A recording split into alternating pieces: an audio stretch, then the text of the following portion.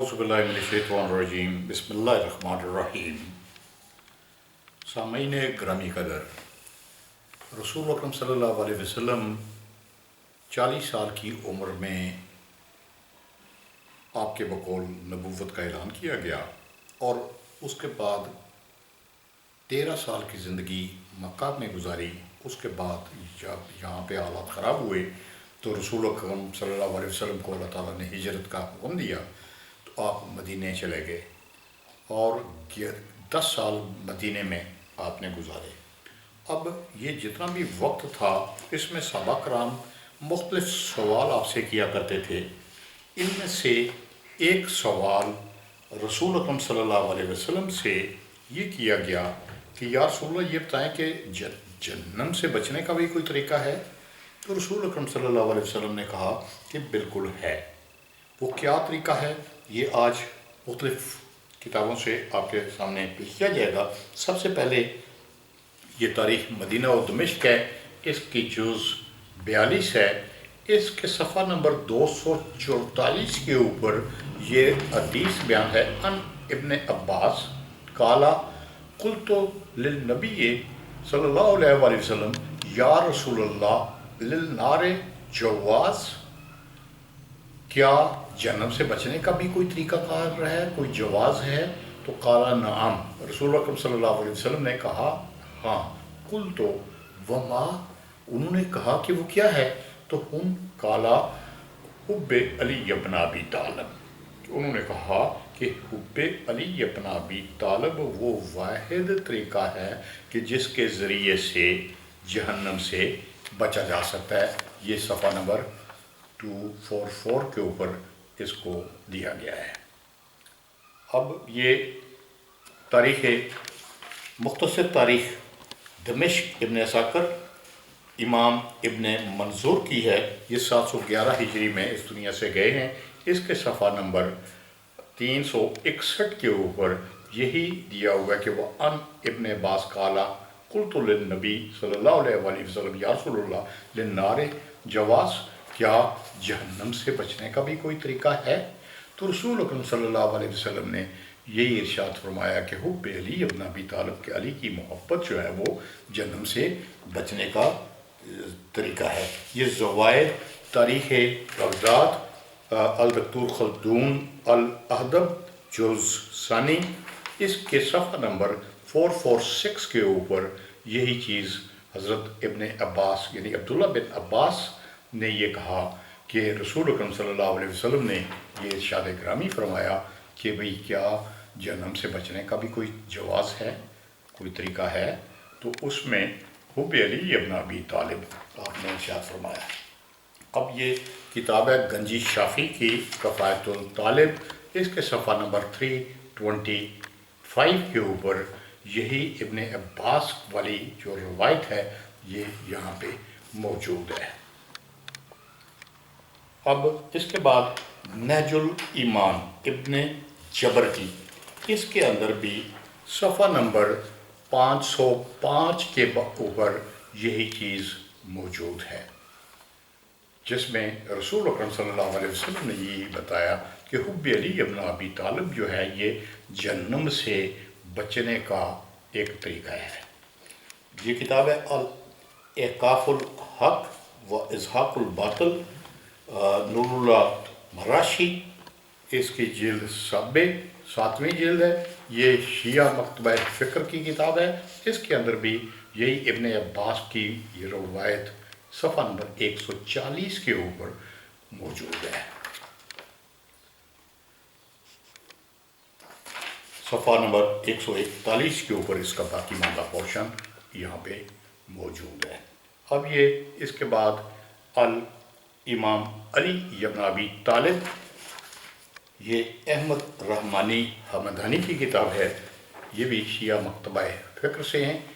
इनके सफ़ा नंबर 351 के ऊपर यही चीज़ मौजूद है कि अली की मोहब्बत जो है वो जहन्नम से बचने का एक ज़रिया है। अब ये अलकतरा है सैयद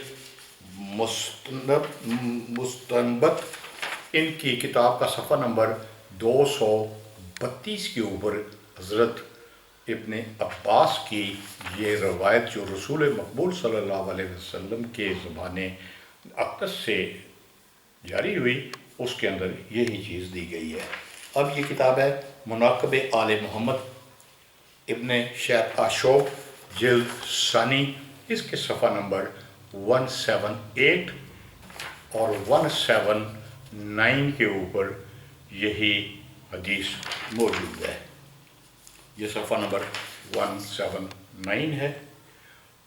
اب اس کے بعد یہ کتاب ہے فضائل خمسہ من صحائح ستہ، سید مرتضیٰ حسینی فیروز آبادی، جزء ثانی، ان کی کتاب کے صفحہ نمبر 270 کے اوپر یہی چیز دی گئی ہے۔ اب یہ اس کے بعد کتاب ہے غایۃ المرام ابن سید ہاشم بحرانی، جزء ثالث، اس کے صفحہ نمبر 98 کے اوپر یہی فرمان رسول مقبول صلی اللہ علیہ وآلہ وسلم یہاں پہ موجود ہے۔ اب یہ کتاب ہے بہار الانوار باقر مجلسی، اس کی جلد نمبر 39 ہے، اس کے صفحہ نمبر 202 کے اوپر یہی حدیث موجود ہے۔ اگر ایک روایت سنی کتب کے اندر بھی موجود ہے اور اگر شیعہ کتب کے اندر بھی موجود ہے تو وہ اس کی اتھینٹسٹی کے لیے یہ بہت بڑی چیز ہے۔ یہ تاریخ مدینہ و مدینۃ الاسلام خطیب بغدادی کی 463 ہجری میں یہ اس دنیا سے گئے ہیں، وہ صفحہ نمبر 271 کے اوپر یہ حدیث ان کی موجود ہے، لیکن یہ کہتے ہیں کہ یہ جھوٹی روایت ہے۔ یہ صفحہ نمبر 272 کے اوپر وہ کہتے ہیں حاضان حدیثان باطلان، یعنی کہ کوئی دوسری کی حدیث کا بھی ذکر کیا ہے اور اس کے بعد کہتے ہیں کہ یہ جھوٹی باطل حدیثیں ہیں۔ اب یہ کتاب ہے الموسوعہ الحدیث والآثار الضعیفہ الموضوعہ، علی حسن علی الحلبی اور ڈاکٹر ابراہیم طاہر قسیسی، جلد سادس، چھٹی جلد ہے، اس کے اندر صفحہ نمبر 474 کے اوپر یہی چیز یہاں پہ بھی درج ہے، لیکن یہ اپنی کتاب احادیث ضعیفہ کے اندر اس کو لے کے آئے ہیں۔ اب یہ ابن جوزی ہے، ابن جوزی 597 ہجری میں اس دنیا سے گئے ہیں۔ کتاب الموضوعات میں صفحہ نمبر 399 کے اوپر یہی حدیث بیان کرنے کے بعد وہ یہ کہتے ہیں کہ یہ رافضیوں کا قول ہے، یہ رسول اکرم صلی اللہ علیہ وسلم کا قول نہیں ہے۔ اب یہ عثمان زیبی کی کتاب ہے میزان الاعتدال فی نقد الرجال، جلد ثالث، اس کے صفحہ نمبر 339 کے اوپر بھی یہی حدیث بیان کرنے کے بعد وہ یہ کہتے ہیں کہ حاضہ موضوع، کہ یہ من گڑت ہے۔ یہ رسول اکرم صلی اللہ علیہ وسلم کے اس دنیا سے پردہ فرمانے کے تقریباً 737 سال کے بعد آنے کے بعد یہ شخص، اس کے پاس کیا پیمانہ ہے کہ جس میں یہ اس حدیث کا انکار کر سکتا ہے۔ اب یہ اللہ ہے جلال الدین سیوطی، ان کے صفحہ نمبر 381 کے اوپر بھی اس نے یہی کہا کہ یہ غالیوں کا قول ہے، یہ رافضیوں کا قول ہے، جبکہ اس کو ثابت تو کیا جائے کہ کیا یہ رسول مقبول صلی اللہ علیہ وسلم کے یہ جو قول ہیں ان کو اس طرح سے رد کیا جا سکتا ہے۔ یہ کتاب ہے تنزیہۃ الشریعت عراق کنانی کی، یہ 963 ہجری میں اس دنیا سے گئے ہیں۔ انہوں نے بھی اس حدیث کو، ابن عباس والی حدیث کو کہ یا رسول اللہ یہ بتائیے کہ کیا جہنم سے بچنے کا بھی کوئی طریقہ کار ہے، تو صفحہ نمبر 367 کے اوپر یہ اس ساری حدیث کو یہاں پہ وہ بیان کر رہے ہیں اور یہ کہتے ہیں کہ یہ روایت بھی موضوع ہے۔ اب یہ کتاب ہے فوائد المجموعہ، امام شوکانی 1250 ہجری میں اس دنیا سے گئے ہیں۔ یہ صفحہ نمبر 381 کے اوپر اسی حدیث کو لے کے آئے ہیں، لیکن وہ کہتے ہیں وہ قال خطیب، کہ وہ خطیب بغدادی جو ہے اس نے کہا کہ حاضہ حدیث و باطل، کہ یہ جھوٹی روایت ہے۔